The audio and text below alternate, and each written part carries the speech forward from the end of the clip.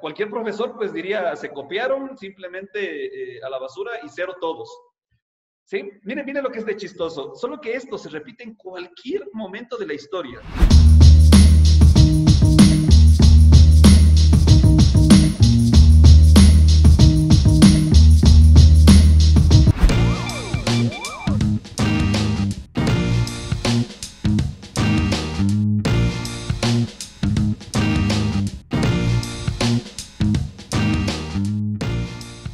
Bien, muchas gracias nuevamente. La charla de hoy se llama Mitos y Verdades de la formación de un arquitecto. Como bien les decía, siempre me pongo a pensar qué me hubiera faltado o qué me hubiera gustado que alguien me dijera cuando yo era estudiante de arquitectura y que no fue. Antes que eso, pues yo estuve en la universidad desde el 1999 hasta el 2004. Y luego 2 años de tesis, en el 2006 me gradué. Ya es bastante tiempo. Vamos para los 15 años de esto. Y no es hasta hace unos pocos años que entendí realmente por dónde estaba el camino. No digo que ya esté en el punto en el que quiero llegar. Sin embargo, hay un camino trazado que lo he podido recoger de algunas personas. Bien, en esta foto, en el primer plano, lo vemos a Don Mies van der Rohe cuando tenía no más de 20 años, y el tercero en la mesa es Walter Gropius. Este es el estudio de Peter Behrens en Berlín, uno de los arquitectos más reconocidos de la época. ¿Sí? Así que veamos. Bueno, esta es la foto más joven de Don Le Corbusier, Charles Edward Jeanneret. Todos lo conocemos, y esta es la más antigua que la conseguí. Como lo ven, alguien muy apuesto, como todos nosotros, los arquitectos, con sueños, con ideas, con cosas que queremos hacer, pero luego pues ya no sé qué nos pasa en la vida, no sé por dónde caminamos y no sé hasta dónde vamos a llegar, ¿no? Las escuelas de arquitectura creo que nos ayudan mucho en este caminar. Bueno, aquí también tengo otra foto de Don Mies van der Rohe. Por cierto, se llamaba Ludwig María Mies. Ese era el verdadero nombre de Mies van der Rohe. Se llamaba María. Para todos los que se llamen Marías, siéntanse a gusto porque Mies van der Rohe pues, también se llamaba María. Sí, luego veo esta foto y lo vemos pues todo relajado y soplando su puro en su vejez, ¿no? Entonces, la pregunta que siempre me hice es ¿cómo partieron de su juventud y cómo llegaron a ser estos grandes arquitectos? He profundizado muchísimo en estas dos personas y lo que les traigo hoy es como que la esencia de lo que he aprendido de ellos y el camino que me he empezado a tratar en la formación hacia un arquitecto de excelencia. Yo sigo y vivo en esta formación y si ojalá les pueda servir esto, me será muy, muy gratificante para mí. Y bueno, aquí los vemos a los dos. Esta foto ya es cuando estaban más grandecitos, cuando tenían unos 40 años. Esta se tomó en Stuttgart, cuando participaron, Mies organizó la Weissinghof en Stuttgart. Estas pocas diapositivas son las que tengo así medias técnicas, el resto son de escuela. Y también quise poner esta imagen que me la robé por ahí de internet, pues de un montón de grandes arquitectos que nunca tuvieron el título, ¿no? Entonces, claro, no me he centrado en todos ellos, pero sí en algunos, y estos arquitectos tienen algunas constantes que yo las he tratado de simplificar en esta presentación. Mi concentración está en Mies van der Rohe y Le Corbusier, y bueno, de Mies van der Rohe es de donde sé más y que es de donde he extraído esto. Espero que les sea de mucha utilidad. Y bueno, ¿qué tal es eso de estudiar arquitectura? Nos dirían todos, ¿no? Entonces, bueno, esa es la mejor respuesta, ¿no? Creo que el estudiar arquitectura no es algo así como que tan gratificante para el organismo, y eso ya lo saben todos, ¿no? Si han entrado en esta facultad, ya habrán palpado todo lo que nos sucede. Entonces, eso de ser estudiante de arquitectura, pues, no es una cosa así como que bastante difícil, dolorosa casi en el camino. Es por eso que hoy quiero hablarles de estos mitos y verdades. Ahora, esto de hablar de mitos y verdades no es una verdad que yo me la esté inventando para nada, es lo que he llegado a entender de la formación de estos grandes arquitectos que al inicio les ponían las diapositivas. Entonces lo estoy poniendo como un mito, como algo que siempre te lo dicen, siempre lo escuchas y hasta lo aceptamos como una verdad. Y luego me he dado cuenta yo en mi experiencia personal que hay ciertas cosas que son solo mitos, que no son verdades. Cuando las encontré, pues me di contra la pared y lo que he tratado de hacer en estos años es pues tratar de remediar. No son muchos años de práctica que venimos haciendo, pero son lo suficientes como para darme cuenta que sí funciona aquellas cosas que estos grandes arquitectos nos enseñan. Entonces, pues ser estudiante de arquitectura es como este meme, a ver si se lo logra leer un poco. Entonces, por fin feriado, decimos siempre, ¿no? Sí, sí. ¿Y qué harás este feriado? Avanzar la entrega, típico, ¿no? Entonces, esto de ser estudiante de arquitectura realmente es algo muy complejo, muy real, esto que vivimos, ¿no? Y un primer mito. Siempre decimos que para ser un buen arquitecto se necesita talento y entusiasmo. Ahí les puedo contar una anécdota. Yo cuando era estudiante, pues eh, era muy talentoso al generar ideas y generar cosas con las cuales armar proyectos. Pero luego cuando salí al campo laboral ya no me sirvió mucho, ¿sí? Entonces me di cuenta que algo faltaba. Y de hecho, yo mismo, estoy hablando siempre en mi experiencia personal, fui una persona con mucho entusiasmo. Ahora mismo, pues, quien me conoce, tratamos de llevar cosas adelante, pero el entusiasmo no fue tan necesario o no fue suficiente para llegar a ser un arquitecto. Faltaba algo más. Necesitamos realmente encontrar una orientación, es decir, encontrar un camino. Y aquí me detendría un poco para explicar por qué.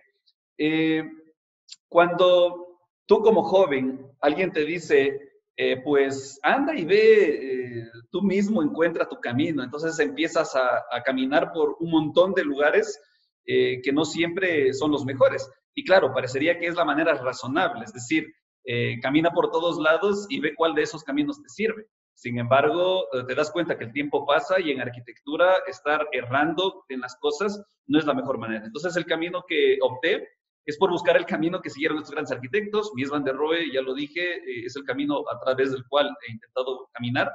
Y creo que si uno se tiene una orientación desde el primer momento que se pisa la facultad, pues uno se empieza a asegurar que no estás perdiendo tiempo en tomar uno u otro camino, sino en tomar el camino que realmente te pueda llevar a un punto ya conocido.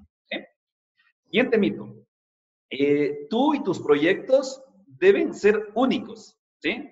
Y no deben aparecerse a ningún otro. No sé si a alguno de ustedes les ha pasado en un taller de proyectos y este mito siempre estuvo presente en mi cabeza, ¿no? Siempre creí y aprendí de que nuestros proyectos deben ser únicos. O sea, así como son únicas las personas, pues los proyectos deben ser únicos también. Es decir, se ha buscado madurar un sentido de individualidad.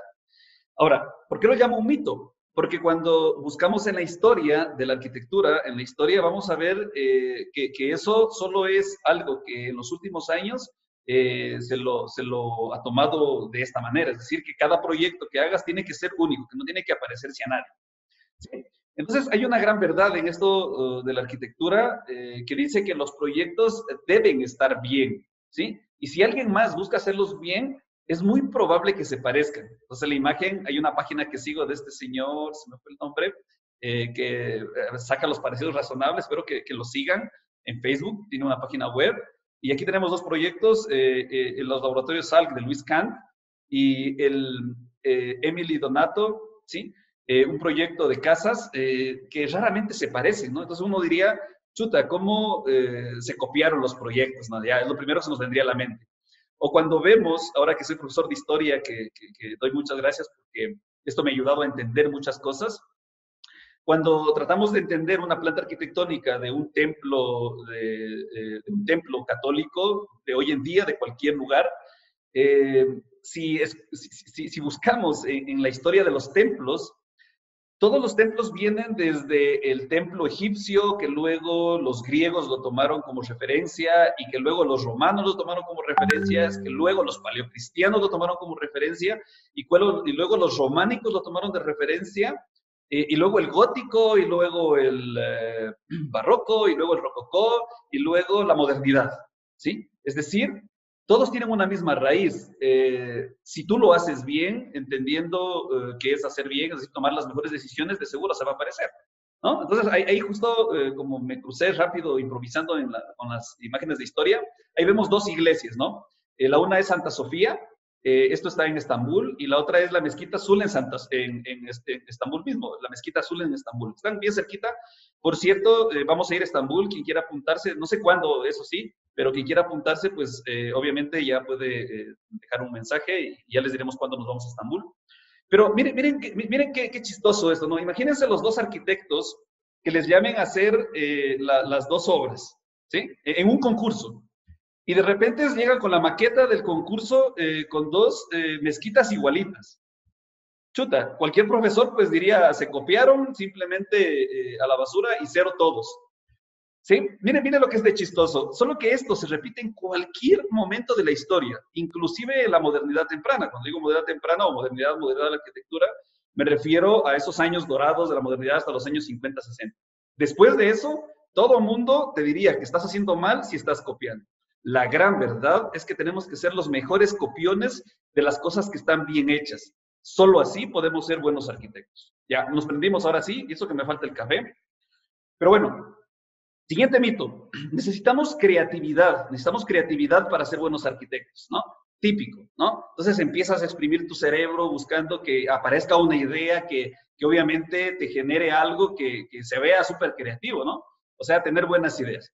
Y realmente, yo mismo les digo en mi experiencia personal, cuando era estudiante era buenísimo para armarme cuentos y armarme ideas y podía pasar fácilmente los talleres. Solo que luego, cuando sales a la realidad y te enfrentas con tu primer proyecto, con un préstamo de IES de $15,000, las ideas no sirven de mucho, porque hay que tomar decisiones en los buenos proyectos. La verdad de esto es que para ser buen arquitecto hay que tener conocimiento y madurar criterios, ¿sí? Me daba muchas iras porque nadie me había dicho que tenía que, la verdad, madurar conocimientos, madurar criterios válidos para poder tomar las mejores decisiones. Siempre incito ahora a que la única manera de hacer buenos proyectos es tener mucho conocimiento. Y los conocimientos, pues uno no se nace con el conocimiento.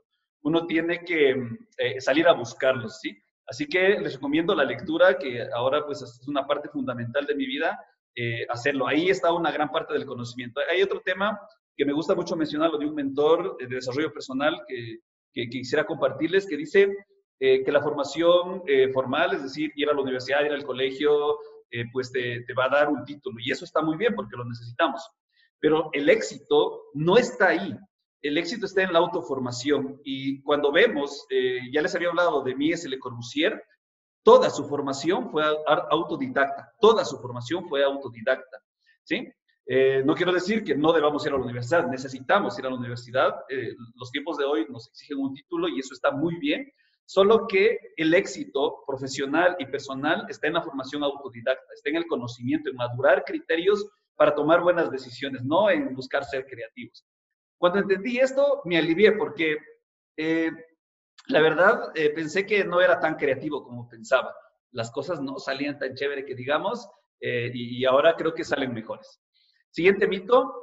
La arquitectura te permite romper las reglas y puedes ser libre. Es decir, cada vez que quieras hacer un proyecto, pues tienes que romper las reglas, porque todo ya lo que está hecho, pues ya alguien lo hizo y tú tienes que ser diferente, por supuesto. Entonces empiezas a romper las reglas de la gravedad, empiezas a romper las reglas de las estructuras, las reglas de los usos, las reglas de la privacidad. Empiezas a tratar de romper todas las reglas porque como normalmente las cosas comunes y corrientes ya están hechas, entonces tú tienes que buscar esa manera de sorprender mientras haces tus proyectos, ¿no? Y tratas de hacer lo que tú deseas, ¿sí? Pero la gran verdad de esto es que la única manera de hacer buena arquitectura es satisfacer primero las leyes para alcanzar la libertad. Es como cuando tus papás te dicen, a ver, si quieres aquí llegar a cualquier hora, bueno, ahora no podemos salir por el coronavirus, pero cuando querías salir y llegar a cualquier hora, a ver, aquí primero cumple las reglas si quieres estar en esta casa. Y si no, pues ponte y ármate tus propias reglas. En arquitectura, primero tenemos que satisfacer las reglas. Es inconcebible que primero tú quieras hacer cualquier cosa que salga de tu cabeza antes de hacer que la obra sea funcional, por ejemplo. Antes que esté muy bien construida, que tenga un sistema estructural eficiente. Es increíble que pensemos que antes que la obra tenga una relación contextual eficiente con su entorno, nos atrevamos a tratar de romper todas esas leyes, ¿no? Hay como un virus más fuerte que el coronavirus que está metido un poco en el momento actual, que es incitarte a que rompas las reglas. Sí, no sé por qué. Y es por eso que ya no saludamos a nuestros padres, es por eso que los profesores ya no tienen autoridad, y es por eso que los policías ya nadie los respeta, es porque es como que siempre queremos romper las reglas. No sé, no sé. En mi generación todavía no rompíamos las reglas, pero los millennials ya pues están llamados a romper las reglas. No sabría por qué. Mito. El punto de partida del diseño es tener una muy buena idea. Y lo puse aquí a nuestro querido amigo Homero Simpson porque es la persona que tiene mejores ideas, ¿no? Partir de ideas y no decisiones ha sido, yo creo que uno de los más grandes errores de la enseñanza de la arquitectura en los últimos años. Es decir, de que tengas que tener ideas en la cabeza con la cual armar un proyecto. No sé si les pasó a ustedes, pero a mí me pasó muchas veces de que llegabas al esquicio, tenías el papel en blanco, te habían planteado el proyecto y no salían las ideas. Y pasaban las horas y pasaban las horas y faltaban 2 horas para entregar y ya, la que venga, éntrale al proyecto. Eso es porque estábamos tratando de buscar una idea que no iba a llegar y te pegabas 4 rosarios y tratabas de que lleguen las ideas y no llegaban. Pues la verdad en esto es que no se puede partir los proyectos de ideas. El proyecto, como ya dijimos anteriormente, parte de conocimiento, es decir, de conocer para tomar buenas decisiones, y más que nada parte de tener una noción clara de la construcción. En este punto anoté ahí, la construcción es un instrumento para concebir los proyectos. No es un instrumento o no es una técnica para resolver el proyecto. Una práctica que solo ahora se nos ocurre es que primero diseñas, entre comillas, yo siempre les digo a mis estudiantes, no puedes diseñar nada que no puedas construir, repito, no puedes diseñar nada que no puedas construir. Entonces, imaginémonos otra vez, en cualquier época, en la Edad Media, cuando hacían los castillos, ¿sí? Para las películas de Shrek y todas esas películas. Imagínense a un rey buscando un arquitecto o un constructor que le haga un castillo. ¿Se imaginan al diseñador de castillos intentando diseñar sin saber con qué material lo va a hacer, cómo va a poner piedra sobre piedra, qué partes va a configurar? Es decir, el diseñador de castillos tenía clarísimo, clarísimo que los materiales o la construcción como tal era el punto de partida del proyecto. Si no sabes eso, no puedes diseñar. Entonces, la verdad es que necesitamos tener conocimientos de construcción y, obviamente, conocimiento general de cómo significa armar un proyecto. Mito. Estos son los más grandes mitos. Yo, la verdad, me formé con esto. Y esto de tener un concepto como una justificación para que el proyecto tenga validez, es algo que solo apareció desde los años 60, 70 en adelante. ¿Sí? Y todavía de alguna manera se mantiene ahí y tiene una cierta vigencia. No sé si les ha pasado, espero que no mucho, pero cuando aparece un concepto, cuando necesitas un concepto, puede pasar de que tu concepto sea uno y luego el del profesor sea otro. O el concepto de un proyecto esté como súper bien justificado desde tu cabeza y que luego el cliente, ya cuando estás en el plano profesional, pues tenga otra idea. ¿Cómo hacer que coincidan las ideas? ¿No? Ese era como el gran mito de la formación de un arquitecto. ¿Sí? Eso de tener una justificación, y eso era lo bueno, como yo era súper labioso en la U, pues me inventaba un cuentazo y con ese cuento pues justificaba mi proyecto y véngase el 10 en el proyecto, ya no hacía ni la maqueta y ya, buenazo. Lo malo es que no hacía la maqueta porque la verdad no podía construirla. Era tan compleja de hacerla, pues que me daba ese gusto. Pero cuando entendí que la justificación a través de un concepto es un mito, así como ese, ¿no? Así como que intentas justificar, a ver que... Y claro, el cliente te mira raro, el profesor te mira raro, y si no tienes la suficiente labia como para que el proyecto quede pepa en la justificación, chuta, perdiste taller. Así puede suceder, ¿sí? O perdiste un cliente, tan sencillo, ¿no? Entonces, Cuando encontré la verdad de esto, que no necesitas justificar, no necesitas justificar un proyecto. Lo que necesitas es buscar que tenga calidad. Sí, la validez de un proyecto está dado por su calidad, es decir, por su formalidad. Ya luego hablaré un poco de forma. Si tú logras que un proyecto sea calidad y no tienes palabras para poderlo explicar ni al cliente, ni al profesor o al profesor, no pasa nada. Porque si el proyecto está bien, punto, está bien en los usos, está bien en lo contextual, está bien en lo estructural, está bien en lo constructivo, está bien en lo estético. Si está bien en todo eso, no necesitas justificarlo. Esta es una de las cosas que, si las entendemos bien, te libras de un montón de cosas, porque ¿qué tal si tu justificación no es aceptada por tu cliente y tiene otra idea de lo que quiere? Pues ante la calidad, el cliente no va a buscar excusa, ni el profesor no va a buscar excusa. Así que yo creo que si cambiamos la idea de concepto por calidad, pues vamos a entender, el proyecto va a tener mejores resultados. Mito, siguiente. El proyecto tiene que gustarle al profesor o gustarle al cliente. No sé si han caído en ese juego, yo sí, caí siempre en ese juego, pero mientras el profesor le gusta el proyecto, chévere, me la pasé súper bien. Y luego, si es que también logras convencerlo al cliente ya en el plano profesional, pues chévere. Pero ¿qué tal si no le gusta? ¿Qué tal si el profesor le gusta otras cosas y no lo que a ti te gusta, ¿no? ¿Sí? En cambio, entiendes que tienes que buscar que las cosas estén muy bien hechas, muy bien construidas, entendidas desde la economía, entendidas desde el multiuso. Ahorita es que necesitamos variar las actividades en nuestras casas. Si está vista desde la construcción, desde la mutabilidad, pues cuando la ve el proyecto, los clientes o el profesor, pues va a decir, no, qué bien hecho. Y a la gente le encantan las cosas bien hechas. Eso es lo bueno. Cuando entiendes esto, chuta, se te vuelve el alma al cuerpo, porque ya no tienes que estar esperanzado en que le guste o no le guste el cliente. Porque si está muy bien hecho, le va a gustar. Ahora aquí caímos en el juego y dirán algunos, no, es que el cliente no me entiende o no me entiende, por eso no le gustó. Ahí es el profesional o el estudiante el que no llegó al punto de calidad como para que las personas lleguen a gustar. Mito. La habilidad para proyectar es innata y parte de tener buenas ideas. Ya hablamos de las ideas, pero eso de que es innato, o sea, de que se nace con la habilidad, así como un super genio, pues era algo que a mí me atormentó siempre, porque la verdad no, o sea, era pilas para encontrar las ideas, pero así como que innato, ni siquiera podía combinar un color. Hasta ahora tengo muchos problemas para combinar los colores. Y de gustos, fatal. Así que eso de innato, pues era lo que siempre me estuvo dando vueltas en la cabeza y decía, chuta, ¿y qué tal si no tengo el talento, ¿no? Y no nací con eso.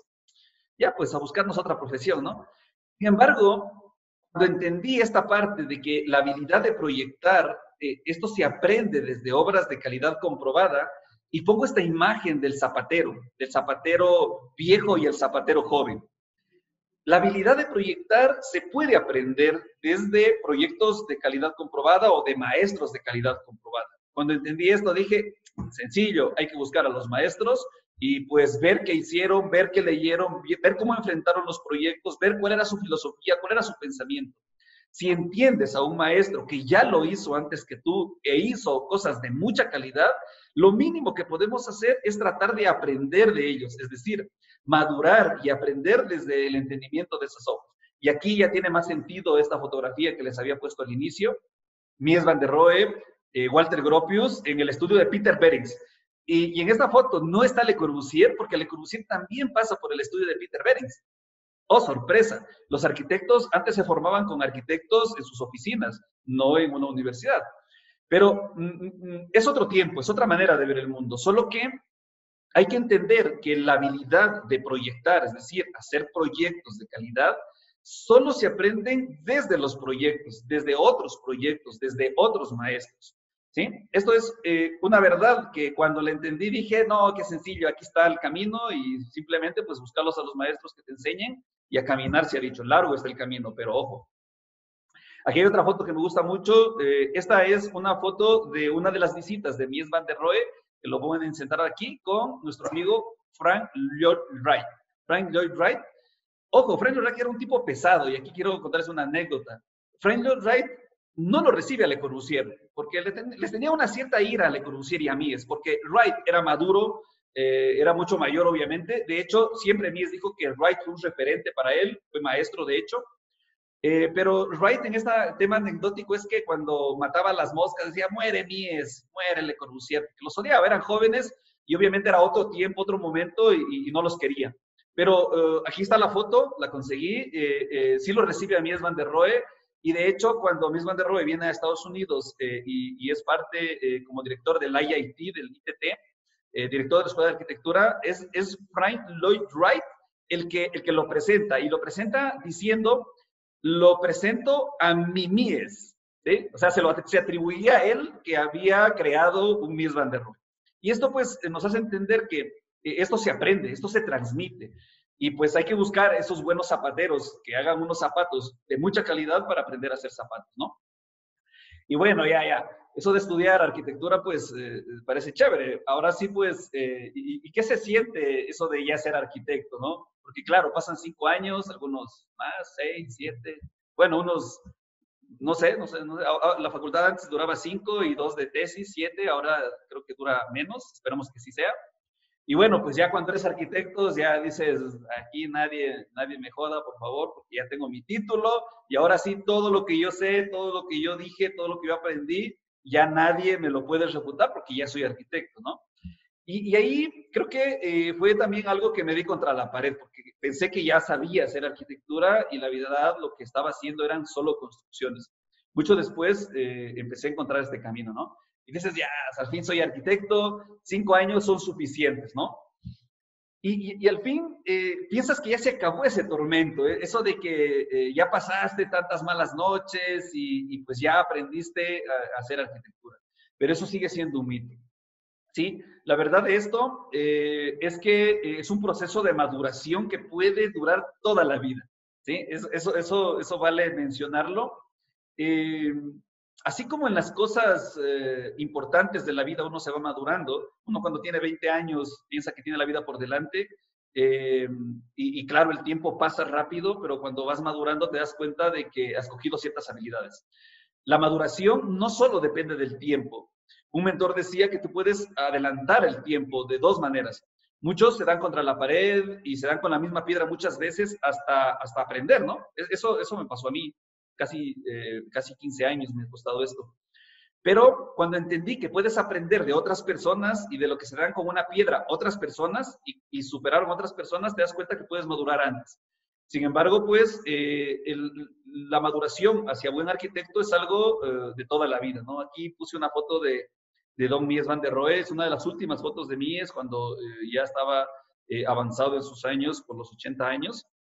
Pues sí, hasta su último momento, cuando en una entrevista le dicen a Mies van der Rohe, y esta frase la saqué de ahí, le dicen, ¿y cuándo usted cree que ya era buen arquitecto? Y Mies responde diciendo, la verdad no sé si aún si he llegado a ser buen arquitecto. Tendré que morir y luego la gente lo dirá. ¿Sí? Me parece genial esta frase y ahí en esa misma entrevista dice pues que el ser arquitecto puede ser un proceso de maduración de toda la vida. Y es algo que yo me lo he cogido muy a pecho, porque pues deambulé como 10 años desde que me gradué hasta que volví a encontrar este camino en el 2016 y pues de ahí en adelante empecé a caminar, ¿no? Y bueno, ahí vamos caminando. Mito. El fin de la arquitectura es crear formas nuevas y novedosas y que estén a la moda, por supuesto, porque si tuvieras que diseñar un descorchador, pues de ley hay que diseñarlo con motivo de coronavirus, pues para que se venda y todo el mundo tenga su propio espacio. Solo que hemos caído en ese juego como arquitectos, es decir, de que todos los días intentamos crear algo que esté a la moda, que sea novedoso, que no se haya visto nunca antes. La típica silla que diseñamos en la universidad. Pobre de ti que diseñes una silla que se aparezca a otra que ya hayamos visto en algún lado, ¿sí? Porque estás exigido de que tiene que ser totalmente novedoso. Cuando la verdad de este mito es que el fin de la arquitectura está en concebir objetos de maduración. Y aquí les pongo este descorchador que tiene mucha vigencia, muchísima vigencia. Se va a demorar un ratazo en pasar, porque es un elemento maduración de etapas anteriores, al igual que este otro objeto. ¿Por qué creen que iPhone no saca un modelo totalmente diferente? Porque iPhone entendió, así como las buenas marcas y los buenos arquitectos, en que todo es producto de maduración constante. Cuando vemos la obra de Mies van der Rohe y la vemos a la casa Farnsworth en los años 40, en los años 50 y vemos sus últimos proyectos, no, es la misma casa Farnsworth mejorada. Así funciona la arquitectura.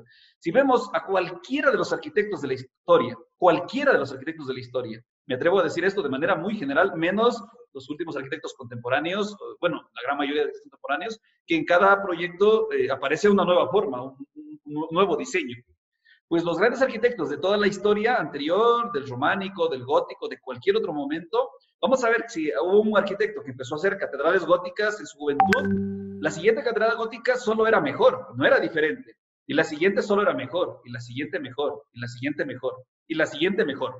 ¿Sí? El entender que tenemos que vivir en una maduración constante de nuestros proyectos es una ventaja, porque cuando encuentras una solución estable, lo que tienes que hacer es en el siguiente proyecto, pues simplemente repetir la misma solución, porque va a ser eficiente, porque va a estar comprobado. Avanzo. Hay que evolucionar, te dice todo el mundo, ¿no? Eso es otro mal un poquito contemporáneo. Es como que todo el mundo te dice, tienes que cambiar, ya no sigas con las mismas cosas, ya sáltate de esa manera en que se ha venido haciendo las cosas. Y cuando vemos en la naturaleza, pues con esta imagen trato de representar eso, ¿no? Es como que estás llamado a la innovación o a inventar cosas. Cuando la verdad es que inventar una nueva arquitectura es como inventar un nuevo hombre, es imposible.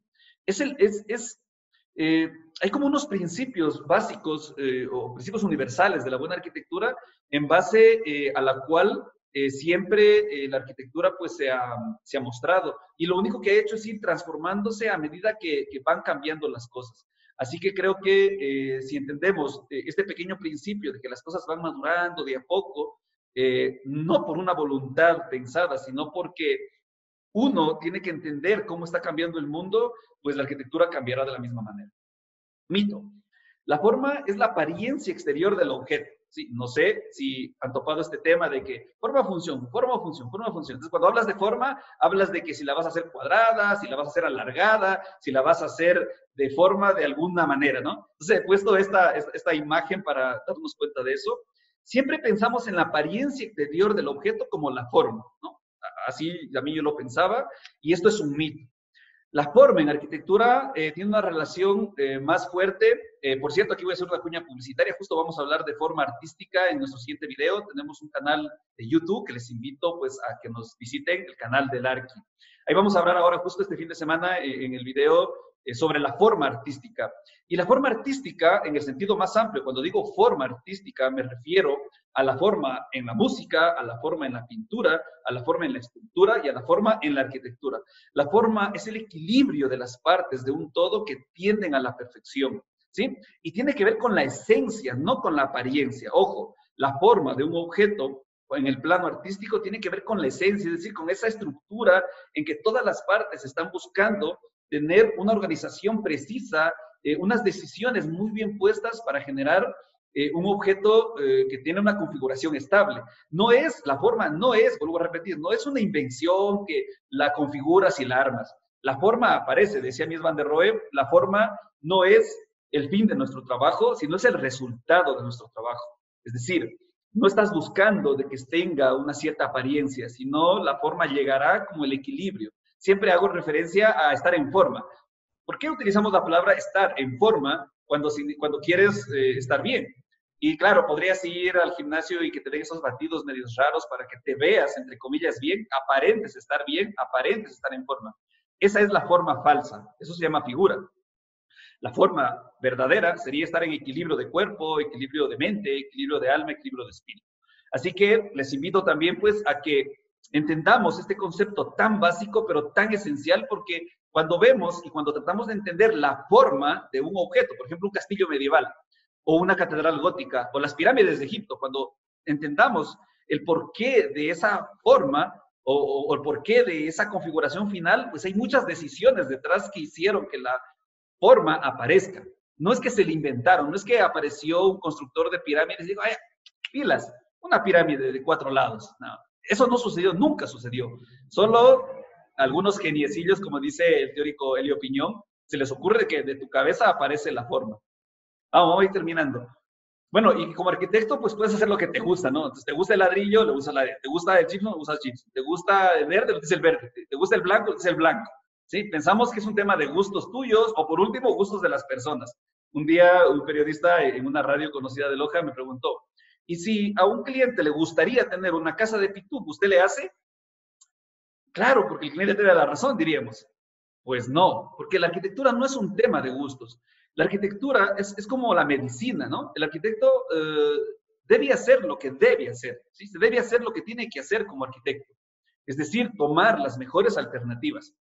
Y la arquitectura, de alguna manera, a un exalcalde, que no voy a decir el nombre, tuve la oportunidad de decirle, hay que entender que los problemas de arquitectura y urbanismo son como enfermedades, ¿no? Hay que darle la mejor medicina. Si es que no le gusta la medicina, es irrelevante. A la ciudad, por ejemplo, hay que darle la medicina, porque a la gente le encanta estar sana. Es como cuando vas al doctor y dicen, verá, le vamos a poner esta inyección, pero esta duele hasta el alma. De seguro no nos gusta, pero nos encanta estar sanos, ¿sí? Así es la arquitectura. La arquitectura, si tú tomas las mejores decisiones, en principio los clientes dudan un poco.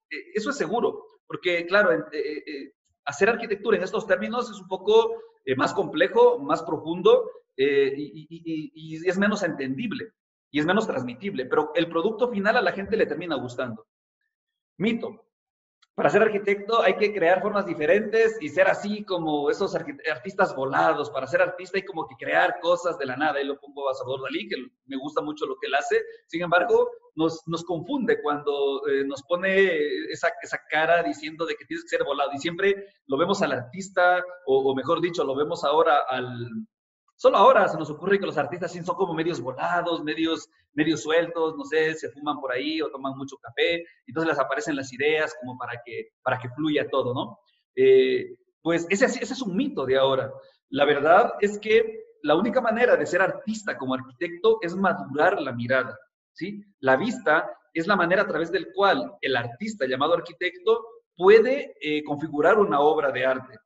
Vuelvo a repetir lo del video que vamos a publicar este fin de semana. Les invito a que lo vean. Vamos a hablar de la forma artística y cómo la mirada es la única manera, es la única cosa o el único sentido que relaciona a un arquitecto de otros artistas. ¿Cuándo nos podemos llamar artistas nosotros? Cuando creamos cosas, para nada. Un músico se reiría de nosotros diciéndonos que si nosotros dijéramos que solo con el hecho de armar algo espectacular ya es una obra de arte. Cuando en música queremos hablar de obras de arte, estamos hablando de obras con una relevancia a través de un sentido afinado. En el caso del músico, el oído. En el caso del arquitecto es la mirada. La única manera de ser arquitectos, artistas, es refinar una mirada para poder, a través de esa mirada madura, saber qué está bien y qué está mal. Una maestra me decía, José Luis, tiene que empezarte a llorar el ojo cuando veas cosas feas. Y no feas al sentido del gusto, sino feas en el sentido estético, artístico, en el sentido de la forma. Es como cuando un músico, no necesitamos ser músico para saber qué es música y qué no. No necesitamos, porque nuestro oído común y corriente puede escuchar y dice, que tiene como un cierto orden, una cierta melodía y nos agrada, ¿sí? Cuando vemos algo que no está bien, tenemos que aprender a madurar la mirada.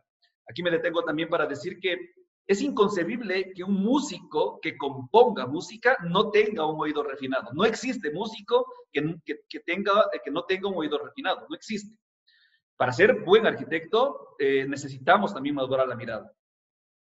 Y bueno, ya, está chévere la teoría y bueno, ¿eso te ha funcionado? Se estarían preguntando ustedes, porque claro, esto está muy bonito como teoría, ¿no? Pues me voy a atrever a mostrar rapidísimo unos proyectos para terminar, que la verdad son el producto de estos últimos años, en donde esto que entendí lo cambié. Todo lo que había aprendido antes de los mitos los dejé a un lado y ahora pues estamos trabajando con las verdades en nuestro estudio. Y pues este es el producto. El primer proyecto que les quiero mostrar rápido es el puesto número 40. Espero que conozcan el mayorista. algunos, bueno, solo van a ir al Supermaxi, pero la mayor parte de gente, pues sí, a veces vamos al mayorista a hacer compras. En el mayorista, pues hemos visto cómo es como una pequeña ciudad. Siempre me gustan los mercados populares, llamarlos como una pequeña ciudad, porque hay de todo y a veces hay un poquito de desorden, está por ahí las cosas. Es como un fiel reflejo de la ciudad, ¿no? Los mercados populares, ojo. ¿Sí? Esta es la esquina interna de un espacio en el mercado mayorista que nos pidieron que diseñáramos un puesto para venta de ensalada de frutas. ¿Sí? Ya sé que reabrieron el puesto de ensaladas, no sé si recomendarles que vayan a comer las ensaladas, pero bueno, ahí está el puesto, ¿no? Entonces, partir con estos principios, y ya no tengo que estar imaginándome cosas, sino pues tengo que tomar decisiones utilitarias, decisiones constructivas, decisiones contextuales para que el producto llegue a ser el que tenga que ser, ¿no? Ya no me preocupo si se va a ver grande, chico, flaco, gordo, o si se va a ver bonito o feo, o si le va a gustar el cliente o no le va a gustar. Ya no hay esa preocupación, son decisiones una a una que las vas tomando. Estos son planos que hemos entregado. Este proyecto es de autoconstrucción, es decir, nosotros no lo construimos, lo construyó el cliente. Y ahí rompimos otros mitos, de que claro, el arquitecto si da el plano y no dirige la obra, entonces el cliente ya hace lo que le dé la gana. No es así, eso es un mito. Si el arquitecto es muy minucioso en todo lo que hace, el producto podría eventualmente hacer de alguna manera agradable. Detallamos hasta el último tornillo, hasta el último rincón, a escala 1:1 con detalles, y el producto es este está ubicado en la nave principal del mercado mayorista, y es un puesto de ensalada de frutas. A mí me gusta mucho mostrarlo porque es el primer proyecto donde la verdad hice en serio las cosas. Ya no me preocupé si se iba a ver bien o no, si le va a gustar a la gente o no, solo empezamos, lo hicimos y el proyecto se construyó. Entonces es anecdótico porque mientras se construía el dueño me llamó para que vaya a ver cómo iba la obra, ¿no? Y justo estaba tapada con unos yutes y de repente se paran unos borrachitos ahí en el mayorista y dicen, qué bonito esto. Y se van. Digo, qué bien bestias, estos manes de ley estudiaron arte contemporánea y modernidad pura, pues que entiendan toda la complejidad de la obra. Nada. Si tú planteas las obras con estos principios que no tienen nada que ver con los gustos ni con las ideas, pues las obras terminan gustándoles raramente a la gente, ¿no? Y es un proyecto que, obviamente, si le pregunto a los arquitectos si les gusta, a algunos les gustará, a otros no. Pero si le preguntamos al dueño, le encanta porque el proyecto hizo que se potencie su negocio. Sí, si le preguntas a las personas del mercado, dicen, oh, qué bonito, qué bonito, qué bonito, sencillo. El segundo proyecto que les puedo mostrar es la Casa Yanacocha. Era un proyecto medio experimental, académico. Lo hicimos con el colectivo Punto Cruz Arquitectura hace algunos años. Lo presentamos en la Bienal pasada. No ganamos nada, obviamente, porque había proyectos mucho mejores. Y bueno, estos son unos planos. Este es el típico ejercicio de vivienda de interés social, 36 metros cuadrados, vivienda de expansión, vivienda cascarón y toda esa teoría, pero ya puede ser un proyecto en práctica. Bueno, hay un poco de planos, voy a ir un poco rápido. Nos metimos al tema de las vincas y los estudiantes que iban a hacer prácticas, porque tienes que aprender a construir. Esa siempre ha sido nuestra idea. Si no sabes construir, no puedes diseñar, así que los chicos iban a construir. Ahí estábamos en las vincas, entendíamos un poco de estructuras. Ahí está el equipo con la chicha que siempre nos acompañaba, pero no la chicha que tomábamos, porque la perrita se llamaba Chicha. Y ahí está el equipo de gente que estuvo trabajando en esta obra. ¿Sí? Entendíamos de pernos, de llaves, de cosas, de muchas, o sea, construimos con nuestras manos. El día del Enteche fue el mejor día porque nos dieron traguito, no, mentira, nos dieron caldo de gallina, no, mentira. Fue mejor porque fue una maqueta a escala 1:1, 21 personas, y armamos una maqueta a escala 1:1 que era la cubierta, ¿no? Y eso pues fue una experiencia muy bonita porque como arquitectos necesitábamos entenderlo desde la construcción. Y el resultado ya fue ese, ¿no? Una vivienda para un chico de 22 años que metió las 4 o metió algo por ahí, pues y se casó y tenía que darle una casa a una chica de 18 y pues le entregó esto, ¿no? Como regalo de matrimonio. De hecho, se casaron y fueron a dormir ahí la primera noche. Eso es muy, muy, muy bonito de contarlo, ¿no? Esta es la casa y bueno, los perros eran parte de todo esto, ¿no? No es la gran cosa, pero ya era un proyecto que ya no me preocupaba demasiadas. Partió del presupuesto. Por ejemplo, aquí entendí claramente que el proyecto tiene que partir con presupuesto. No puedes decir, qué bonito el proyecto y luego te chocas contra la pared con el cliente porque el presupuesto es altísimo y si quiere que le quede así como en el render, entonces tiene que duplicar o triplicar su presupuesto. Si partes desde el presupuesto, el proyecto te vas a asegurar a que llegue a tener una cierta armonía, una cierta estética. El siguiente proyecto es un proyecto de oficinas para la empresa eléctrica. La fórmula es la misma, ¿sí? O sea, se van a aburrir porque son proyectos muy similares. Esta es la empresa eléctrica, el call center. Es un proyecto que no lo construimos, proyecto de interés público, es decir, la ley dice que si tú diseñas, tú no puedes construir, así que contrataron a un constructor y el constructor lo hizo. Pero como somos súper tediosos y les entregamos planos a escala 1:1, entonces no había dónde se dé la vuelta el constructor. Esto estuvo súper bien para la institución porque como habían 29 planos que exactamente decían cómo cada rincón debería construirse, el constructor no tuvo nada más que hacer lo que se le dijo. Entonces, es un mito eso de que expectativa versus realidad, es decir, el render y los planos, ay, qué bonitos, y luego el dueño te la daña el proyecto, o el constructor o el maestro. Esa es mentira. Los arquitectos, si lo hacemos muy, muy a conciencia y muy bien y entendiendo cada pequeño espacio de la construcción, pues los proyectos van a resultar tal como tú los planteas. Bueno, aquí hay unos planos de la obra y la obra es esta. Y claro, me dijo un amigo, dice la misma pendejada que el mayorista, pero más grande. Pues sí, no sé hacer más cosas porque a la final son los mismos principios y tal como los grandes arquitectos, he estado intentando entender eso para solamente ir madurando, y que las cosas de alguna manera se vayan dando. Esta es la obra que ya dijimos, no la construimos nosotros, pero de alguna manera hay un orden de líneas, una simplicidad en el espacio, un tema de multiuso que ya lo estábamos entendiendo. Y bueno, hay como un orden de usos. Aquí, por ejemplo, la oficina del fondo era la oficina del jefe, luego tenía dos espacios de asesores y luego estaban la gente que ya trabajaba que trabaja en el call center. Y bueno, hay como un trabajo un poco ordenado, minucioso de lo que hemos hecho. El último proyecto que recién antes del COVID lo acabamos de construir es el proyecto del Sudamericano.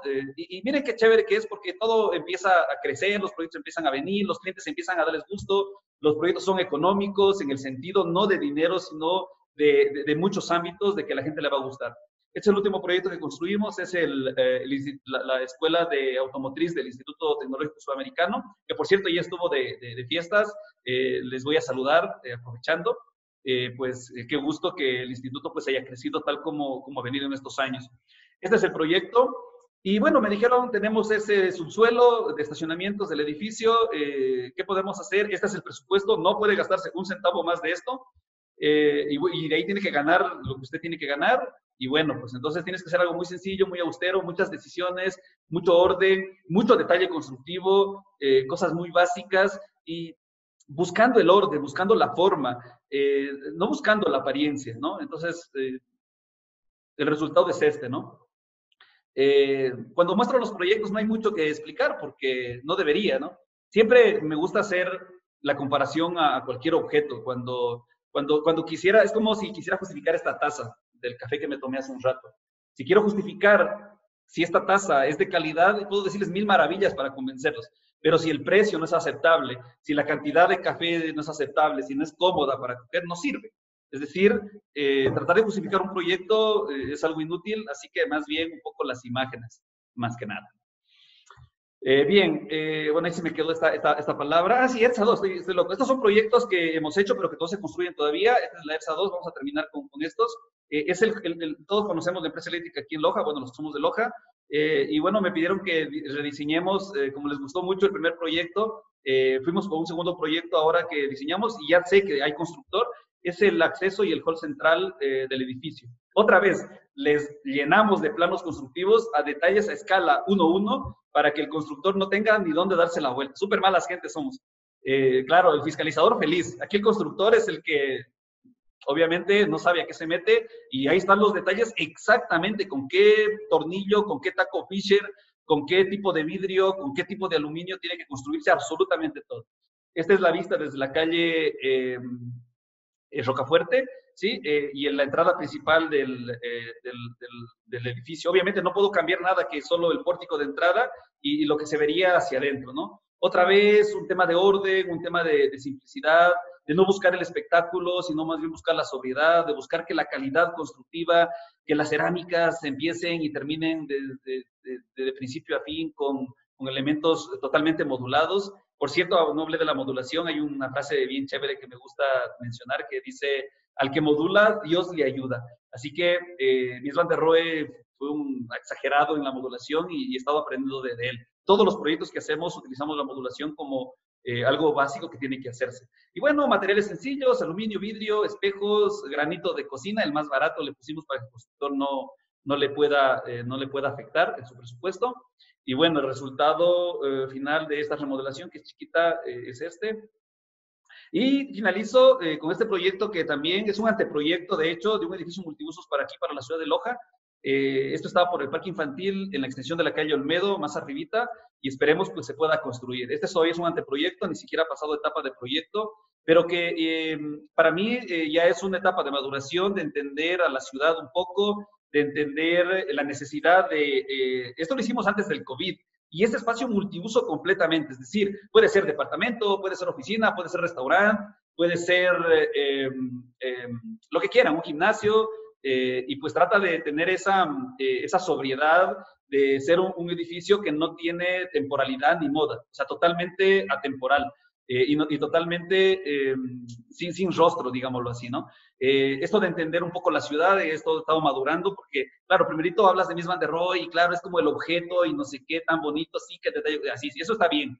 Pero a medida que vas madurando en esto y te das cuenta que hay que buscar esos equilibrios, la forma verdadera es entender la relación entre el edificio y la ciudad, entre los usos del momento que estamos viviendo, y cómo la ciudad y cómo los edificios, las casas deben responder a eso. Hoy mismo, ahora, a nuestras casas nos tocó convertirlas de la nada en oficinas, en estudios, en locales comerciales. La economía se está deteriorando y debemos entender esto. Este edificio es para unos amigos en donde no saben si van a poner aulas o de pronto se arrendan como departamentos, ¿sí? Pero el espacio tiene que ser tan híbrido que obviamente tiene que aguantar todos esos usos, ¿no?